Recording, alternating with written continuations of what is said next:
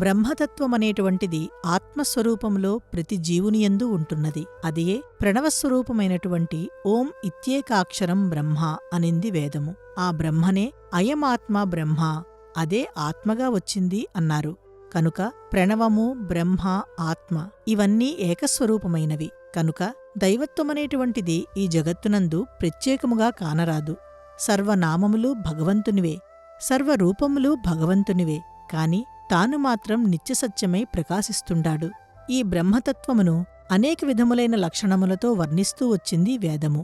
అదే శబ్దబ్రహ్మమయీ, చరాచరమయీ, జ్యోతిర్మయీ, వాంగ్మయీ, నిత్యానందమయీ, పరాత్పరమయీ, మాయామయీ, శ్రీమయీ అని అష్టైశ్వర్య స్వరూపిణిగా నిరూపించింది.